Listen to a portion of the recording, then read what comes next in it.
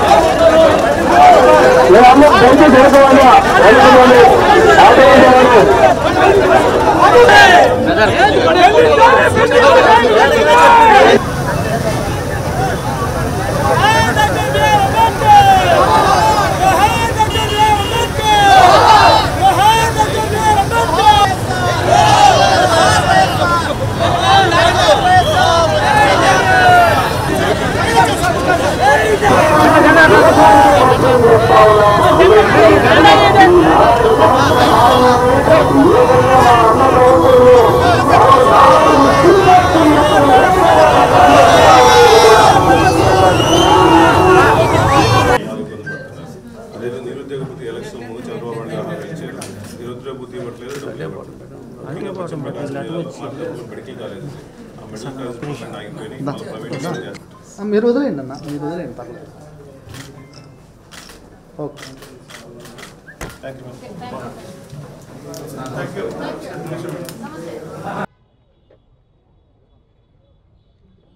Party విద్యార్థుల పక్షాన నిలబడి ఈరోజు పోరాట సంఘం పూరించింది.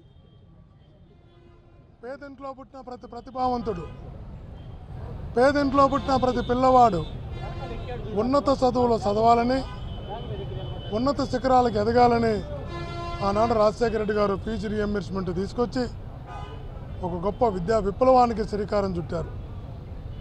ఆ విప్లవాన్ని జగనన్న మరింత కొనసాగిస్తూ గోరుముద్ద నుంచి, వసతి దీవెన నుంచి, విద్యా దీవెన నుంచి, అమ్మఒడి వరకు పిల్లలకు మంచి విద్యని, నాణ్యమైన విద్యను అందిస్తే అదే మనం చేసే సహాయం ఆ కుటుంబానికి, రాష్ట్రానికి, దేశానికి భావించి మొదటి ప్రాధాన్యత విద్యార్థుల యొక్క భవిష్యత్తుకు జగనన్న ఇచ్చి నడిపిస్తే ఈరోజు ఈ కూటమి ప్రభుత్వం విద్యార్థుల భవిష్యత్తుతో చెలగాటమాడుతోంది. విద్యార్థులకు అందించాల్సినటువంటి వసతులను కనుమరుగు చేస్తోంది. విద్యార్థులకు ఇవ్వాల్సినటువంటి ఫీజు రీఎంబర్స్మెంట్ను ఇవ్వకుండా వేధిస్తోంది. పిల్లలు ఈరోజు స్కూళ్ళ నుంచి కాలేజీల నుంచి టీసీలు తీసుకుని వెళ్ళే పరిస్థితి ఈ రాష్ట్రంలో కనబడుతోంది. ఇలాంటి విద్యా వ్యవస్థను నిర్వీర్యం చేస్తూ పిల్లల భవిష్యత్తును ఈ కూటమి ప్రభుత్వం ఇబ్బంది పెడుతున్న ఈ పరిస్థితుల్లో వైఎస్ఆర్ కాంగ్రెస్ పార్టీ విద్యార్థుల పక్షాన నిలబడి విద్యార్థుల భవిష్యత్తు కోసం, విద్యార్థుల యొక్క ఉన్నత చదువుల కోసం, వాళ్ళ చదువుల మధ్యలో ఆగిపోకుండా ఉండడం కోసం వైఎస్ఆర్ కాంగ్రెస్ పార్టీ ఫీజు పోరుని ఈరోజు ప్రారంభించింది. ఒంగోలులో ఈరోజు ఒంగోలు ప్రకాశం జిల్లా నుంచి నలుమూలన వచ్చినటువంటి విద్యార్థుల తల్లిదండ్రులు, వైఎస్ఆర్ కాంగ్రెస్ పార్టీ నాయకులు, శ్రేణులు వేలాదిగా తరలి వచ్చి విద్యార్థుల పక్షాన వైఎస్ఆర్ కాంగ్రెస్ పార్టీని నిరూపిస్తూ కలెక్టర్ గారికి వినతిపత్రం సమర్పించడం జరిగింది. భవిష్యత్తులో కూడా వైఎస్ఆర్ కాంగ్రెస్ పార్టీ విద్యార్థుల భవిష్యత్తు కోసం ఇదే పోరాటాన్ని కొనసాగిస్తుందని తెలియజేసుకుంటున్నాను. పార్టీ మొట్టమొదటి నుంచి కూడా పేద ప్రజల కోసం, పేద ప్రజల అభివృద్ధి కోసం, బడుగు బలహీన వర్గాల కోసం పెట్టిందే వైఎస్ఆర్ కాంగ్రెస్ పార్టీ. ఈరోజు పార్టీ ఆవిర్భావ దినోత్సవం కూడా పేద ప్రజలు, ఎంతోమంది విద్యార్థులు, ఎంతోమంది యువతలు ఇబ్బంది పడుతున్న ఈ రాష్ట్రంలో ఇదే రోజు ఇటువంటి ర్యాలీ ప్రోగ్రాం చేయడం, పేద ప్రజల కోసం అండగా ఉండటం నిజంగా సంతోషంగా ఉంది. ఈ రాష్ట్రంలో చంద్రబాబు నాయుడు గారి పరిపాలనలో ఎంతో ఇబ్బందులు పడుతున్నారు. ఎంతో ముఖ్యంగా పేదవాళ్ళందరూ మంచి డాక్టర్లు అవ్వాలి, ఇంజనీర్ అవ్వాలని చెప్పేసి ఎంతోమంది ఆశతో కాలేజీలో జాయిన్ అయితే ఈ రాష్ట్రంలో ప్రతి క్వార్టర్లీ సుమారుగా 700 కోట్ల రూపాయలు కావాలి. అంటే 2800 కోట్లు ప్రతి సంవత్సరానికి. వసతి దీవెన 1100 కోట్లు కావాలి. సుమారుగా 3900 కోట్లు సుమారుగా కావాల్సి వస్తుంటే ఈ బడ్జెట్లో కానీ, గతంలో కానీ, ఈ ఫైనాన్స్ ఇయర్లో కానీ సుమారుగా 2800 కోట్ల రూపాయలు పెట్టారు చంద్రబాబు నాయుడు గారు. అవసరమైంది సుమారుగా 7000 చిల్లర కోట్లు ఈ బడ్జెట్కి గత ఫైనాన్స్ ఇయర్కి కావాల్సి ఉంటే చంద్రబాబు నాయుడు గారు చాలా తక్కువ పెట్టి ఇంకా పేదవాళ్ళని మోసం చేస్తున్నాడు. ఇటువంటి మోసం చేసే నాయకుడు ఈ రాష్ట్రంలో అసలు అవసరం లేదు. ఆ రోజు రాజశేఖర్ గారు కానీ, జగన్మోహన్ రెడ్డి గారు కానీ పేద ప్రజల కోసం ముఖ్యంగా స్కాలర్షిప్లు టైం టు టైం ఇచ్చిన మహానుభావులు రాజశేఖర్ గారు, జగన్మోహన్ రెడ్డి సభాముఖంగా తెలియజేస్తున్నా. అదేవిధంగా ఎలక్షన్ల ముందుకి సుమారుగా ప్రతి యువతకి ఈ రాష్ట్రంలో 20 లక్షల ఉద్యోగాలు ఇస్తామని చెప్పి కళ్ళబోళ్ళ మాటలు చెప్పేసి ఉద్యోగాలు ఇవ్వకపోతే వాళ్ళందరికీ నిరుద్యోగ భృతి కల్పిస్తామని చెప్పి 3000 రూపాయలు చెప్పిన పెద్ద మనిషి నిరుద్యోగ భృతి గురించి మాట్లాడలేదు, ఉద్యోగాల గురించి మాట్లాడలేదు. ఈ బడ్జెట్ ఫైనాన్షియల్గా పెట్టాల. అదేవిధంగా ముఖ్యంగా ప్రకాశం జిల్లాలో, పశ్చిమ ప్రకాశం జిల్లాలో జగన్మోహన్ గారు మంచి ఉద్దేశంతో ఈ రాష్ట్రంలో 17 మెడికల్ కాలేజీలు పెట్టి దాంట్లో మార్కాపురంలో మెడికల్ కాలేజ్ పెట్టేసి ఆల్మోస్ట్ అడ్మిషన్ కూడా స్టార్ట్ అయ్యే టైంకి చంద్రబాబు నాయుడు గారు వాటిని ప్రైవేటీకరణ చేస్తామని చెప్పేసి కలబోలు మాటలు చెప్తున్నారు. వైఎస్ఆర్ కాంగ్రెస్ పార్టీ తరఫున మేమందరం డిమాండ్ చేస్తున్నాం. మెడికల్ సీట్లు ఎమ్మటే ఇవ్వాలి, పిల్లవాళ్ళందరికీ స్కాలర్షిప్లు ఎమ్మటే రిలీజ్ చేయాలి, విద్యార్థులందరికీ నిరుద్యోగ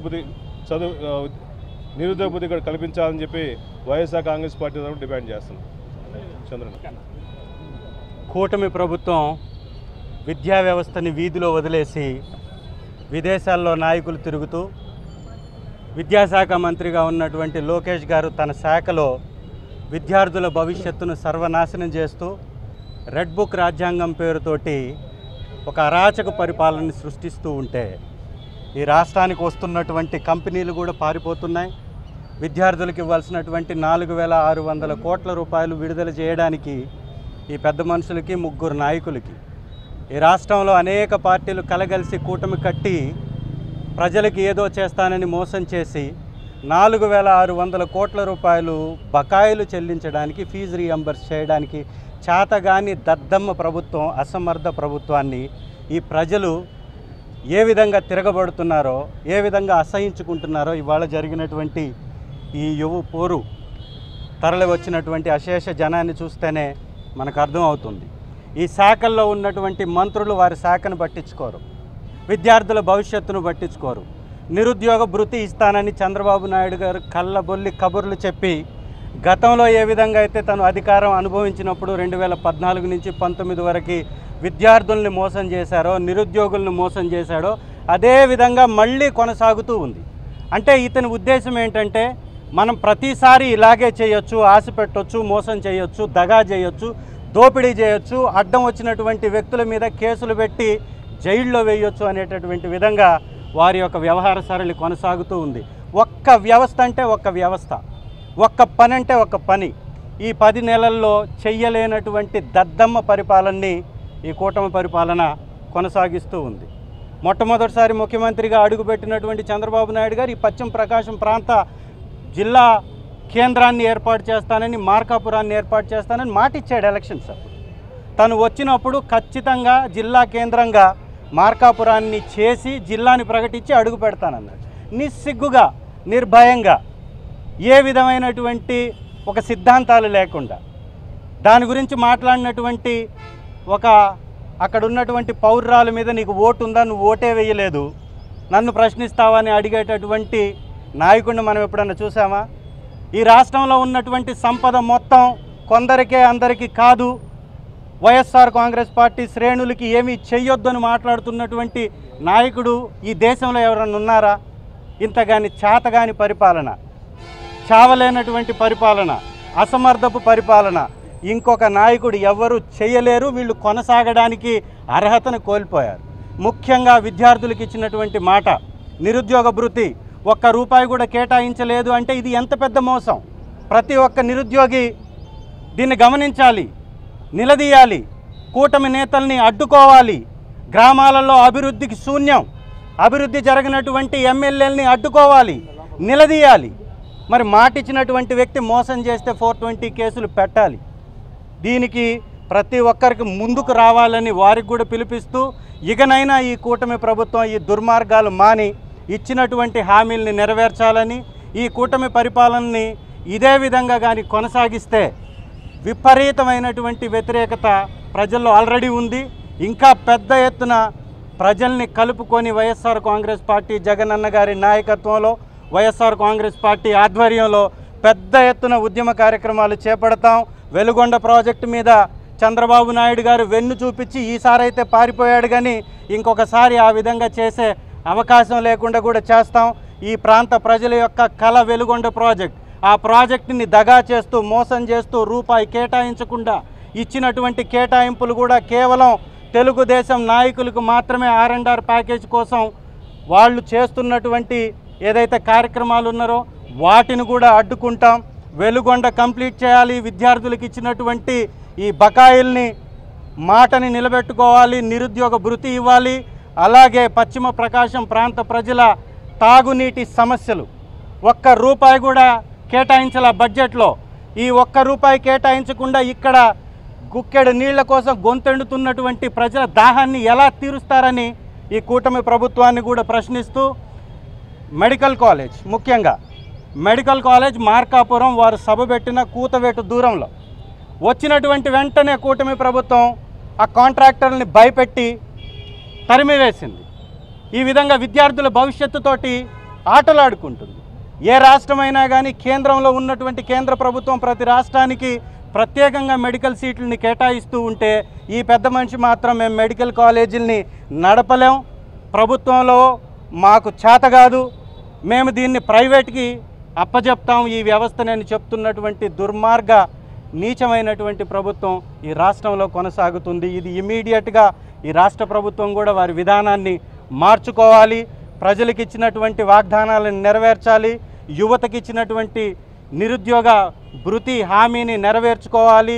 ఫీజు రీఎంబర్స్ చేయాలని వారికి మీ ద్వారా డిమాండ్ చేస్తూ సెలవు తీసుకుంటాం.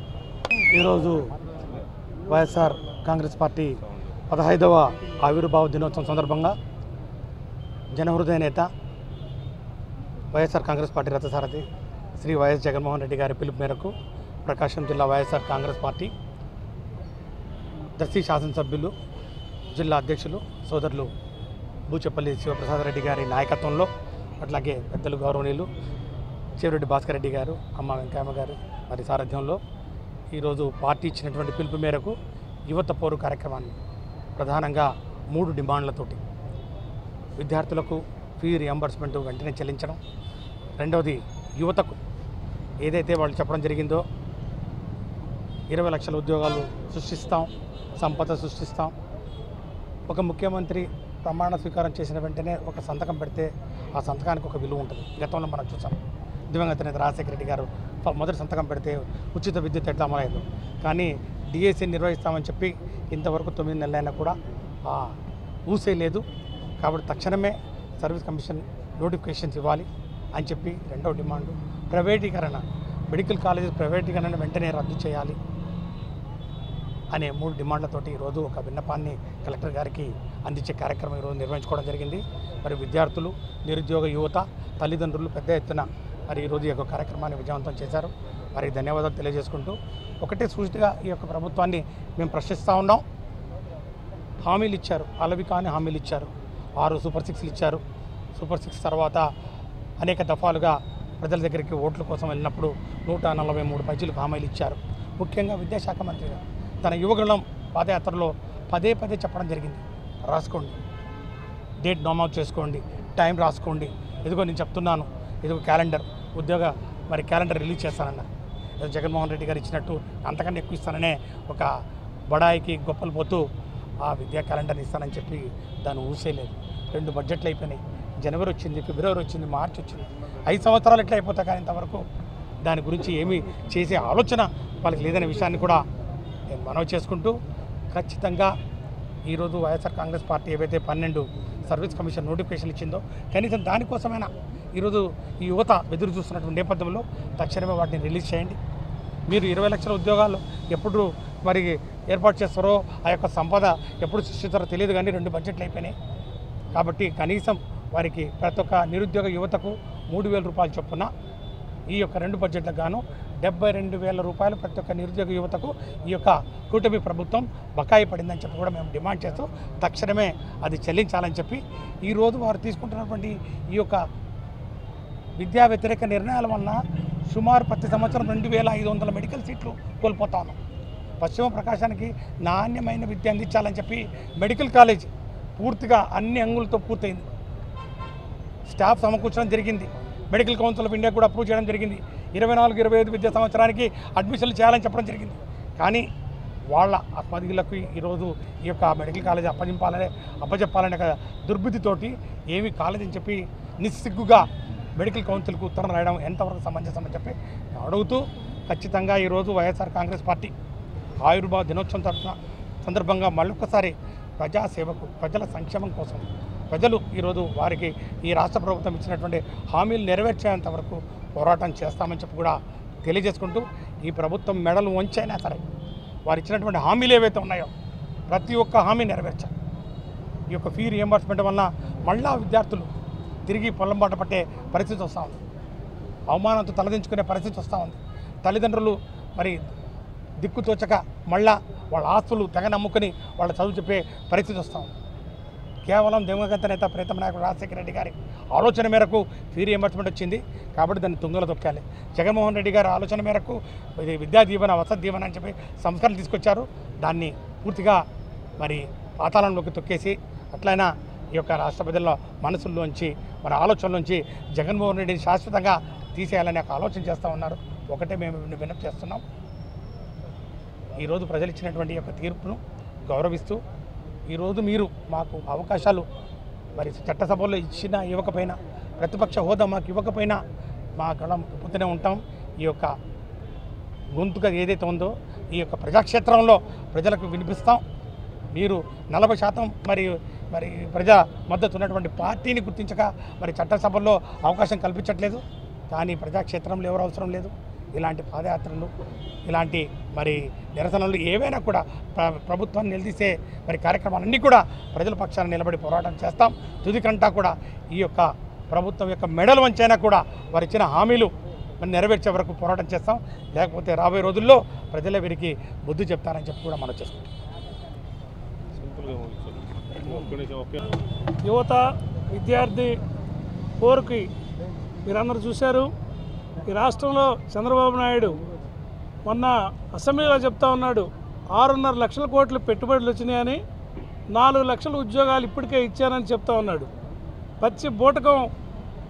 ఆయన కానీ అమరావతిని యానిమేషన్లో చూపించినట్టుగా విద్యార్థులకు కూడా ఉద్యోగాలు వచ్చినాయని చెప్పి ఆయన అబద్ధాలు చెప్తా ఉంటే ఎక్కడ ఉద్యోగాలు అర్థం కాక పేద బడుగు బలహీన వర్గాల విద్యార్థులు, యువకులు వాళ్ళు రోడ్డు మీదకి వస్తూ ఉన్నారు. వీరందరూ ఆందోళనని ప్రభుత్వం పరిగణలో తీసుకోకపోతే పెద్ద ఎత్తున మేము వారికి అండగా పోరాడి మీ మెడలు ఉంచుతామని, మీ అధికారాన్ని దించే వరకు మేము పోరాడతామని, అదేవిధంగా విద్యార్థులకి బడ్జెట్లో ఇచ్చిన బడ్జెట్ చూస్తే దీంట్లో కూడా పార్టీల పరంగా ఏమైనా ఫీజులు ఇస్తాడేమని అర్థం చేసుకోవాల్సి వస్తుంది. కేటాయించాల్సినంత కేటాయించకుండా తక్కువ కేటాయించడంతో ఆయన చెప్తున్న మాటలు మా పార్టీ వాళ్ళకే పనిచేస్తాను, ఎదుటి పార్టీ వాళ్ళకి పనిచేయనంటాం, ఇటువంటి దిగజారుడు వ్యవహారాన్ని మానుకోవాలని, చంద్రబాబు నాయుడు గారికి కళ్ళు తెరవాలని ఈ మా వైఎస్ఆర్సీపీ తరఫున తెలియజేస్తూ ఈరోజు కార్యక్రమానికి వచ్చేసినటువంటి ప్రతి కార్యకర్తకి ధన్యవాదాలు తెలియజేస్తూ కార్యక్రమం విజయవంతమైనందుకు అందరిని అభినందిస్తూ సెలవు తీసుకుంటాను. Thank you.